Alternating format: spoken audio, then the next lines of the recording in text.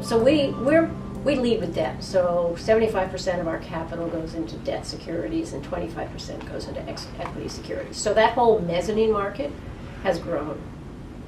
It's just exploded, right? So when we did our first fund in 2001, there was not a lot of true mezzanine capital out there the way there is today. And so that market has evolved dramatically. A lot more fund providers. Now you also have unitranche providers and that whole dynamic. So I think the growth has been really exponential. Certainly there's many more private equity funds as well, but private equity hasn't at its core evolved as much as the junior capital market from a structural perspective, I would say. There have been more changes within the mezz sort of layer of the capital structure than there have in the core. The private equity funds, there's a lot more specialized strategies, but fundamentally they're still buying and selling companies, right, the way they were in 2001. It's a place where you think that you can make money over time. And we have a flexible business model, so we'll do some transactions, we'll do equity heavy. Sometimes we'll do as much as 50% equity in a deal if we really like the equity in a deal. Other transactions, we're thinking, well, the equity side isn't great here on the upside, but this is a great credit deal. In those cases, we may do all debt. So we have that flexibility, which lets us respond to a variety of situations. Yeah, the private equity funds definitely, from a mezz perspective, now have sidecars. They have LPs that want to do the debt piece. So that's really impacted our market clearly. We're a lower middle market, so primarily it's the bigger funds that have a lot of appetite for the junior capital, especially through their LPs, and not as much. So we work primarily with smaller private equity funds that are under 300 million, fundless sponsors, lightly sponsored transactions, family offices, and completely unsponsored companies where we're first round institutional capital, partnering with management teams, seeking to help them grow their business to a level where they could either sell the company at a higher multiple because they've grown EBITDA and so they can benefit from multiple expansion, or somehow take their company to the next level through acquisitions. Sometimes we're financing generational transfers, dividend recaps, getting out silent partners, a variety of transactions in that area. There are many, many cycles in this market. One thing we know is there'll be another cycle. When will that cycle occur? I don't know exactly. We just got to try to structure things appropriately for the downside, have appropriate opportunities to realize returns on the upside, and just keep going. You know, it's watch the signals. Different industries, you're going to have different concerns at different moments, and many industries are cyclical. So we have a diversified portfolio, but we do a lot in value-added manufacturing, a lot of aerospace and defense. Let's take automotive right now. You know, people are being a little cautious about automotive, but aerospace is booming.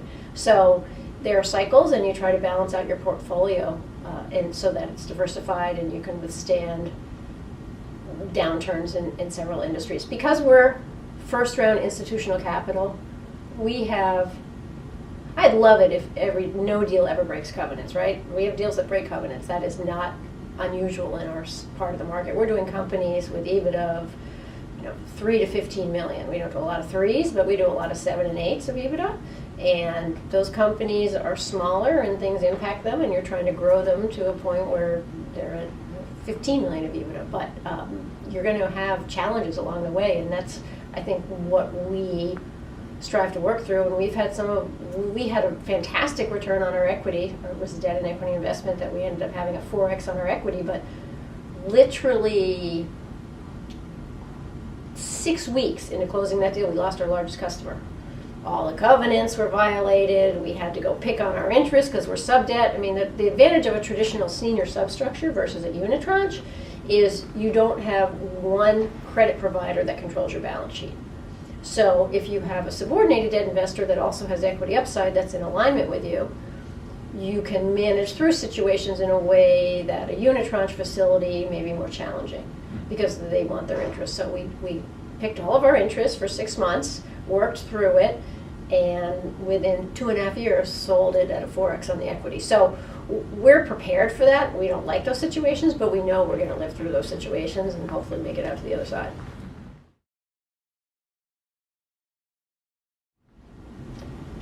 I think it has to be organic. I don't think we can force it. I think we should be supportive of each other as much as we can. But I think change is constant, but it also takes time. I mean, 100 years ago, women couldn't vote. Now there's over 100 women in Congress, right? So I think women have the ability, through fortunately appropriate legislation, to seize opportunities that they didn't have previously, and that people are doing that. It's not a fast process, but it's a process that's occurring, and I think will continue to occur. And I think the more LPs are supportive of that and help management teams and GPs recognize that having a diverse team is important, is beneficial. I think that while many set-aside programs that LPs have are absolutely the right way to go and well-intentioned, I think it's equally important, in fact, in many ways more important, not to only support a fund that's all women GPs, but rather to ensure that every fund has a diversity of opinions. So you have minorities, you have women, you have as broad a team as possible running those funds. And I think that's where the LP community can really support that effort. Mm-hmm. I think a fundamentally inquisitive nature is important, because we're looking at so many different businesses all the time, and I love learning new things. So there's nothing more exciting than going into a business and learning and figuring out how they do things and what's unique about them. And so if you have a sort of a fundamentally inquisitive nature, I think and the self-confidence to ask questions, I think so often people feel like, gosh, I'm getting old, I should know the answer to this, I don't want to ask that question, right? But ask, because if you don't understand, probably someone else doesn't understand either.